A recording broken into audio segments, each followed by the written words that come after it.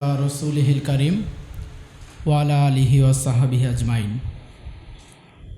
বাংলাদেশ জামাত ইসলামী চট্টগ্রাম মহানগরীর অন্যতম আসন চট্টগ্রাম 11 আসন কর্তৃক আয়োজিত আজকের এই দায়িত্বশীল সমাবেশে আজকের প্রোগ্রামে উপস্থিত থাকবেন সম্মানিত প্রধান অতিথি, প্রধান বক্তা, বিশেষ অতিথিবৃন্দ এবং আজকের এই প্রোগ্রাম যাকে কেন্দ্র করে আমাদের 11 আসনের সম্মানিত নমিনি, আমাদের একান্ত শ্রদ্ধাভাজন দায়িত্বশীল, বারবার কারা নির্যাতিত, যার মাথার উপর এখনও 67টি মিথ্যা মামলা, যে মামলাগুলো এখন পর্যন্ত এই জুলাই বিপ্লবের সরকার এই মিথ্যা মামলা থেকে যাকে এখন পর্যন্ত নিস্তার দিতে পারেননি, যিনি এই চট্টগ্রাম সিটি কর্পোরেশনের সবচেয়ে গুরুত্বপূর্ণ জায়গা যে অর্থ কমিটি, সেই অর্থ কমিটির চেয়ারম্যান হিসেবে দায়িত্ব পালন করছেন।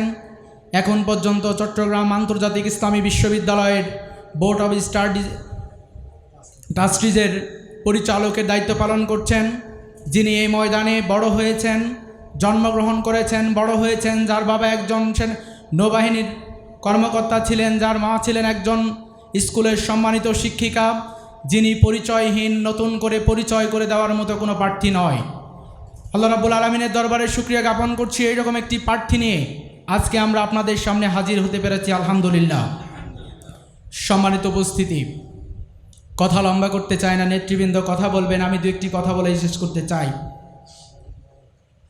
আমরা দেখেছিলাম রাসূল আকরাম সাল্লাল্লাহু আলাইহি সাল্লাম যখন কেবলমাত্র মক্কা থেকে মদিনায় গিয়েছেন একটি ইসলামী রাষ্ট্র কায়েম করার জন্য, সেখানে যখন একটি ইসলামী রাষ্ট্র কায়েম হয়েছেন, বছর পেরোতে না পেরোতেই সেখানে বাতিল শক্তি সকল শক্তি একত্রিত করে সেই নিরস্ত্র মানুষগুলোর উপর কীভাবে হামলা করার পায়তারা করেছিল, তারা কঠিনভাবে এবং বাধ্যতামূলকভাবেই সেই দিন বদরের যুদ্ধে চাপিয়ে দিয়েছিল। মুসলমানদের হাতে কোনো তরবারি ছিল না, সেদিন কোনো প্রতিরোধের ব্যবস্থা ছিল না, উট ছিল না, ঘোড়া ছিল না, তখন হাজার হাজার সৈন্যবাহিনী ছিল না, কেবলমাত্র ছিল তাদের ইমানের যে দীপ্ততা, তাদের শাহাদাতের যে তামান্না, তারা যে ময়দান পরিচালনা কেবলমাত্র আল্লাহ রাব্বুল আলামিনের জন্য করেন, তাদের সকল সন্তুষ্টি যে আল্লাহ রাব্বুল আলামিনের জন্য, এই দীপ্ত ইমান নিয়ে সেই দিন খাজুরের লাঠি নিয়ে ময়দানে ছোট ছোট বাচ্চাগুলো যারা মুয়াজ এই ময়দানে দাঁড়িয়েছিল, আবাল বৃদ্ধারা, সেদিন কেবলমাত্র ইমানের এই দাবি পূরণ করার জন্য, কেবলমাত্র তাদের এই বলশান নেতৃত্বের কারণে, কেবলমাত্র আল্লাহ রাব্বুল আলামিনকে খুশি এবং রাজি করার জন্য যে ময়দানে নেমেছিল, সেই ময়দানে নামার কারণেই সেদিন আল্লাহ রাব্বুল আলামিন বিজয় দিয়েছিলেন। আমরা লক্ষ্য করছি আজকে আমাদেরকে কিছু দায়িত্বশীল ভাই, কিছু কর্মী আমাদের পর্যালোচনা দিচ্ছেন যে ভাই, আমাদের আর প্রার্থীর বিপরীতে যদি অনেক শক্তিশালী প্রার্থীকে নির্বাচন করেন তাহলে আমরা কিভাবে বিজয়ী হব। কিন্তু আমরা পরিষ্কারভাবে বলতে চাই, এই নির্বাচন জামাত ইসলামী কেবলমাত্র কোনো প্রার্থীকে বিজয়ের জন্য করছে না। এখানে যত শক্তিশালী, কত দুর্বল প্রার্থী নির্বাচন করবে, এই চিন্তা চেতনা থেকে জামাত ইসলামী এই চট্টগ্রাম 11 আসনে কোনো প্রার্থী দেয় নাই, বরং জামাত ইসলামী প্রার্থী দিয়েছে এই ময়দানের নেতৃবৃন্দ এবং কর্মীরা স্বতঃস্ফূর্তভাবে আল্লাহর আইন বাস্তবায়নের জন্য কাজ করে কিনা। সম্মানিত ভাইরা, এখানে প্রার্থী কত শক্তিশালী হবেন, আমাদের প্রার্থী কত দুর্বল, এটা আমাদের কাছে পর্যালোচনার বিষয় না। আমাদের কাছে পর্যালোচনার বিষয় যেই দিন আমাদের সামনে দাঁড়িয়ে কামানের গুলি তাক করা হয়েছিল, যেই দিন 2019 সালে এই শফিউল আলমকে যেদিন হত্যার জন্য একের পর এক খুঁজে বেড়ানো হচ্ছিল, তখন এই ময়দানের মানুষের পাশে দাঁড়িয়েছে আমার নমিনি শফিউল আলম। সুতরাং আমার কর্মী ভাইরা, আমার জামাত ইসলামের নেতৃবৃন্দ, কর্মীরা, চমৈক কল্যাণের নেতৃবৃন্দ, চমৈক এবং কর্মীরা আজকে এই 11 আসনের নির্বাচনে শফিউল আলমের সামনে ঢাল হয়ে দাঁড়াবে ইনশাআল্লাহ। সম্মানিত উপস্থিতি, আজকের এই নির্বাচন কোনো সাধারণ নির্বাচন নয়। এই নির্বাচন কেবলমাত্র একটি সরকার পরিবর্তনের নির্বাচন নয়, বরং সেই নির্বাচন এমন নির্বাচন 2008 সালে যে সূক্ষ্ম কারচুপির নির্বাচন করা হয়েছিল, এই নির্বাচনের মাধ্যমে এই উপমহাদেশের ইতিহাসে সর্বপ্রথম সবচেয়ে নৃশংস খুনি যিনি ঘষিটি বেগমের চেয়েও ভূমিকা রেখেছেন, এইরকম একটা স্বৈরতন্ত্র এখানে প্রবর্তন হয়েছিল। এই নির্বাচন কোনো সাধারণ নির্বাচন নয়। এই নির্বাচনের মাধ্যমে 2009 সালের জেবিডিআর বিদ্রোহের মাধ্যমে আমাদের দেশপ্রেমিক 57 জন সেনাবাহিনীর কর্মকর্তাকে হত্যা করা হয়েছে। এই নির্বাচনের মাধ্যমে আমরা চাই সেই হত্যাকাণ্ডের সুষ্ঠু বিচার হোক। এই নির্বাচনের মাধ্যমে আমরা চাই 2013 সালের 5ই মে যেভাবে হেফাজতে ইসলাম সহ এদেশের ইসলামপ্রিয় মানুষের বুকে অস্ত্র ঠেকে গুলি করা হয়েছিল, এর সুষ্ঠু তদন্ত এবং জাতীয় সংসদে এর সুষ্ঠু বিচারের জন্য আওয়াজ তুলতে হবে। সম্মানিত উপস্থিতি, একটার পর একটা নির্বাচন হয়েছে। নির্বাচন শেষ হয়েছে, এই বাংলাদেশে ইসলামপন্থীদের উপর নতুন করে আবার পূর্বের চেয়ে আরও বেগবানভাবে নির্যাতন নেমে এসেছে। 2014 নির্বাচন, যে নির্বাচন সারা পৃথিবী হয়তো দেখেনি, এইরকম একটি বিনা ভোটের নির্বাচন এই খুনি যখন হাসিনা করেছিল, তখন এদেশের মানুষ মনে করেছিল এই খুনি হাসিনার নির্বাচনের পর টিকতে পারবে না। কিন্তু এদেশের কিছু রাম ছাগল যারা নিরামস ভোজি, যারা বিভিন্ন প্ল্যাটফর্ম দেখেছে এই খুনির হাত মজবুত করেছে, সেই দিন তারাও কিন্তু তার সাথে সুর মিলে কথা বলেছিল।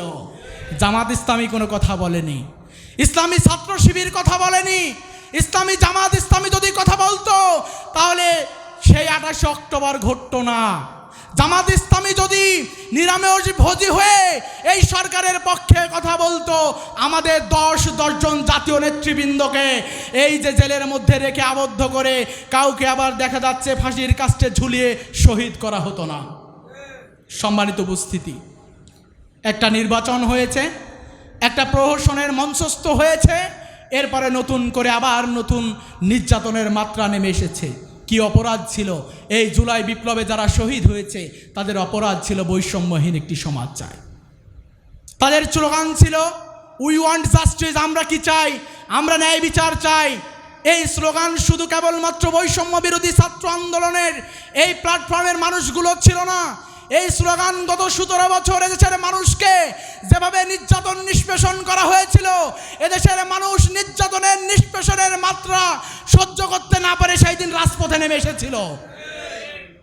আজকে জুলাই বিপ্লব শেষ হয়েছে, আজকে যে ইন্টারিম সরকার, এই সরকারের 1 বছর অতিক্রান্ত হতে চলেছে, কিন্তু আমরা এখন পর্যন্ত লক্ষ্য করছি কোন দিকের কোন চাপ তিনি নাকি সহ্য করতে পারছেন না। সকালে নির্বাচন হবে, এপ্রিলে তো বিকালে বলে ফেব্রুয়ারিতে নির্বাচন। এই নির্বাচন খেলা আমাদের কাছে গুরুত্বপূর্ণ নয়। আমাদের কাছে গুরুত্বপূর্ণ এই জুলাই আন্দোলনে যারা শহীদ হয়েছে তাদেরকে পুনর্বাসিত করতে হবে, তাদের পরিবারকে। আমাদের কাছে গুরুত্বপূর্ণ যারা নিয়ে আহত হয়েছে, এই আহতরা সঠিক চিকিৎসা পাচ্ছে কিনা, এই সঠিক চিকিৎসা তাদেরকে ব্যবস্থা করতে হবে, এটা আমাদের কাছে গুরুত্বপূর্ণ। সম্মানিত উপস্থিতি, জুলাই বিপ্লব হলো, জুলাই বিপ্লব আমাদের অসংখ্য মানুষ শহীদ হলেন, যারা চেয়েছিল বৈষম্যহীন একটি রাষ্ট্র, যারা চেয়েছিল তাদের মৌলিক অধিকার ফিরে পাবে। কিন্তু আমরা লক্ষ্য করেছি এদেশের যারা ব্যবসায়ী, যারা ডাক্তার, যারা ইঞ্জিনিয়ার, বিভিন্ন প্রফেশনে রয়েছেন, তারা সেদিন রাজপথে নেমেছিল কেবলমাত্র ব্যবসায়ী চিন্তা করেছিলেন আমি আর নতুন করে চাঁদা দিতে হবে না, আমি আমার ব্যবসা প্রতিষ্ঠান পরিচালিত করতে পারবো। কিন্তু আমরা লক্ষ্য করেছি রাস্তার পাশে যিনি ভ্যানালা, যিনি দিনমজুর রয়েছেন, যিনি ইট ভাটার একজন শ্রমিক, যিনি একটি ব্যবসা প্রতিষ্ঠানের এমডির দায়িত্ব পালন করছেন, এই 5 তারিখের পরে চাঁদাবাজি এবং এই দখলদারিত্ব বন্ধ হয়নি, বরঞ্চ 5 তারিখের পরে হাত বদল হওয়ার মাধ্যমে নতুন করে একটি চাঁদাবাজ চক্র গড়ে উঠেছে। জামাত ইসলামী, ইসলামী ছাত্র শিবির সারা বাংলাদেশে এমন কোনো প্রমাণ দিতে পারবে না জামাত ইসলামী, ইসলামী ছাত্র শিবিরের একজন চাঁদাবাজির সাথে সম্পৃক্ত আছে। আজকে এই চাঁদাবাজি কারা করে, আজকে দেশের মানুষ পরিষ্কার হয়েছে। যারা বলে যে নির্বাচন দিন, যদি নির্বাচন না দেন ডিসেম্বরের মধ্যে আমরাই নির্বাচন ঘোষণা করব, যারা বলে যে আমরা কেবলমাত্র নির্বাচন শুরু হওয়ার সকাল 10টার মধ্যেই আমাদের ব্যালট বাক্স পূর্ণ হয়ে যাবে, আমরা এই সরকারের প্রতি আস্থা রাখতে ভয় পাই। যে সরকার সেদিন সিটি কর্পোরেশন দখল করার পরেও সুষ্ঠু ব্যবস্থা করতে পারে না, যে সরকার সঠিক নির্বাচনী নির্বাচনী রোডম্যাপ দিতে পারে না, তারা কিভাবে সুষ্ঠু নির্বাচন বাস্তবায়ন করবে? সম্মানিত উপস্থিতি, উদারত আহ্বান রাখতে চাই, আমরা বলতে চাই এই বাংলাদেশের মানুষ অনেক রক্ত দেখেছে, অনেক ঘাম ঝরিয়েছে, অনেক ভাই জীবন দিয়ে শহীদ হয়েছে। আমরা নতুন করে 2008 কিংবা 2018 প্রহসনের নির্বাচন দেখতে চাই না। যদি প্রহসনের নির্বাচনের চেষ্টা করা হয়, এদেশের সাধারণ মানুষকে সাথে নিয়ে যেভাবে 17 বছর জামাত ইসলামী রাজপথে ছিল, আবার রাজপথে ফিরে যাবে, কিন্তু প্রহসনের কোনো নির্বাচন হতে দেওয়া হবে না।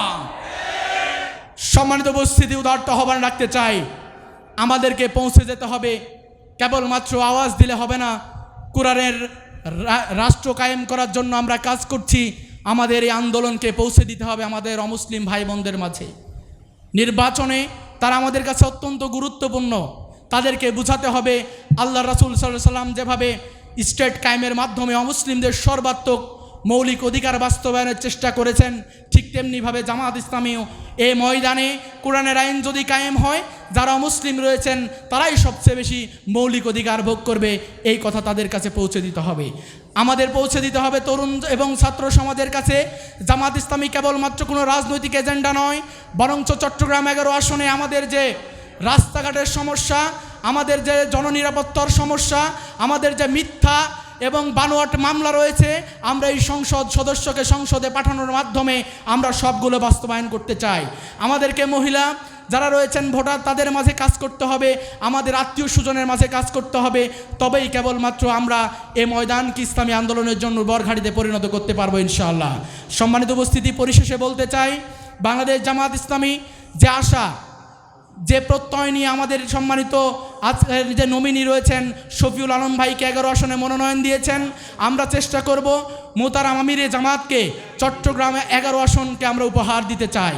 সারা বাংলাদেশ যেন নতুন করে দেখে, যেখানে ভিন্ন ধরনের দলের একটি ঘাঁটি ছিল, সেখানে জামাত ইসলামী গত 17 বছর নির্যাতন নিষ্পেষণের পরেও এত বেশি কাজ করেছেন, যেই কাজের বিনিময়ে এই চট্টগ্রাম 11 আসন জামাত ইসলামী সারা বাংলাদেশের মানুষকে উপহার দিতে সক্ষম হয়েছেন।